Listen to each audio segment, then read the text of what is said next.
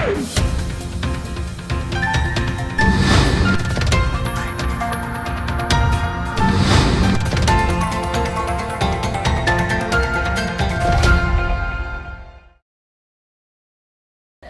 Marudhar bulletin में आपका स्वागत है और मैं हूं आपके साथ छवि फागना। देश में कोरोना वायरस की दूसरी लहर अपना कहर बरपा रही है। शनिवार को कोरोना वायरस ने महामारी के शुरुआत से लेकर अब तक के सारे रिकॉर्ड तोड़ दिए हैं। तमाम पाबंदियों के बावजूद बीते 24 घंटे में देश में 1.45 लाख से ज्यादा नए कोरोना के मरीज मिले हैं। स्वास्थ्य मंत्रालय की ओर से शनिवार को जारी किए गए ताजा आंकड़ों के अनुसार सरकार से लेकर आम लोगों तक की चिंता बढ़ा दी है। बीते 24 घंटों में अब तक सर्वाधिक रिकॉर्डर बढ़ोतरी के साथ कोरोना संक्रमण के 1,45,384 नए मामले दर्ज किए गए हैं और 794 मरीज कोरोना से जिंदगी की जंग हार गए हैं। इसी के साथ देश में संक्रमण के कुल मामले बढ़कर 1,32,05,926 पहुंच गए हैं और कोविड से मरने वालों की संख्या 1,68,436 हो गई है। वहीं पिछले 24 घंटों में 77,567 कोरोना मरीज स्वस्थ होकर अपने घर लौट गए हैं। इसी के साथ देश में अब तक 1,19,90,859 मरीज कोरोना वायरस को मात देने में कामयाब हुए हैं। रोजाना के आधार पर दर्ज होने वाले नए कोरोना केसों की तुलना में ठीक होने वाले मरीजों की संख्या करीब आधी है। फिलहाल देश में सक्रिय मामले बढ़कर 10,46,631 पहुंच गए हैं। दुनिया भर में नए कोरोना मरीज मिलने के मामले में अमेरिका और ब्राजील को पीछे छोड़कर भारत पहले नंबर पर आ गया है। शनिवार को अमेरिका में 85,368, ब्राजील में 89,090 और भारत में 1,45,384 नए केस दर्ज किए गए हैं। बता दें कि भारत दुनिया का इकलौता देश है जहां पिछले कई दिनों से लगातार मामले 1 लाख से ज्यादा आ रहे हैं। दिल्ली के पूर्वी जिले के स्पेशल स्टाफ ने प्रीत विहार में चल रहे फर्जी कॉल सेंटर का खुलासा कर प्रबंधकों, पर्यवेक्षकों और ऑपरेटर सहित 22 लोगों को गिरफ्तार किया है। आरोपी कॉल सेंटर के जरिए अमेरिकी नागरिकों को और खुद को अमेज़न कंपनी से बताकर सेवाएं देने का झांसा देकर ठगी करते थे। शुरुआती पूछताछ में 7 से 8 करोड़ रुपए की ठगी का खुलासा हुआ है। यहां से पुलिस ने 24 डेस्कटॉप और 38 मोबाइल फोन जब्त किए हैं।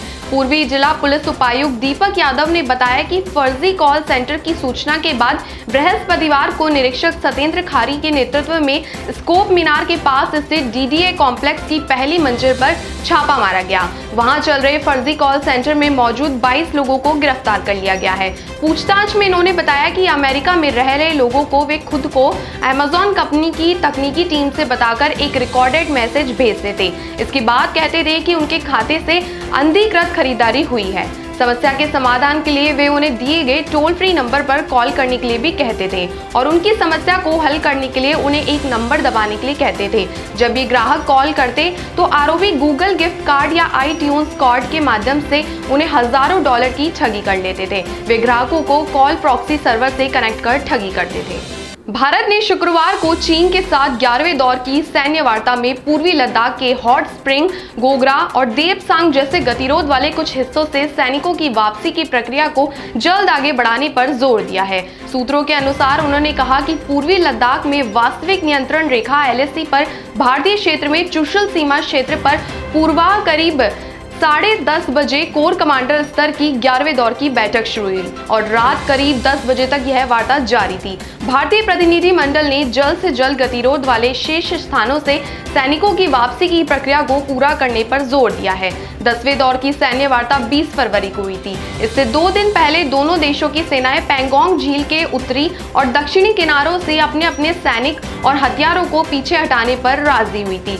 वह वार्ता करीब 16 घंटे तक चली थी। शुक्रवार को हुई वार्ता में भारतीय प्रतिनिधि मंडल की अगुवाई लेह स्थित 14वीं कोर की commander lieutenant general PGK Menon ने की।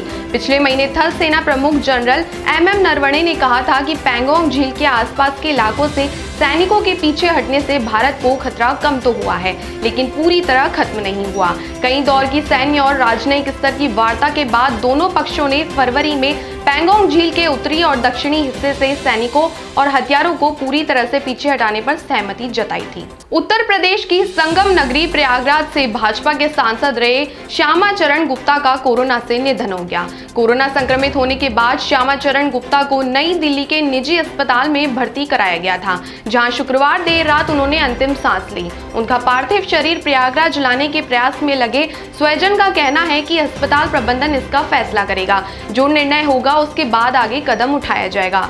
बता दें, प्रयागराज के पूर्व सांसद श्यामा चरण गुप्ता 31 मार्च को कोरोना संक्रमित हो गए थे। उनकी रिपोर्ट कोरोना पॉजिटिव आई थी। कोरोना की रिपोर्ट आने के बाद श्यामा चरण गुप्ता को प्रयागराज में स्वरूप रानी अस्पताल में कोविड वार्ड में भर्ती कराया गया था। वहां तबीयत में सुधार नहीं होने पर दिल्ली के मैक्स हॉस्पिटल में भर्ती कराया गया, जहां शुक्रवार शाम अचानक तबीयत ज्यादा बिगड़ गई तो वेंटिलेटर का सपोर्ट दिया गया, पर कोई सुधार नहीं हुआ और देर रात को उनका निधन हो गया। बता दें, पूर्व सांसद की पत्नी भी कोरोना पॉजिटिव है।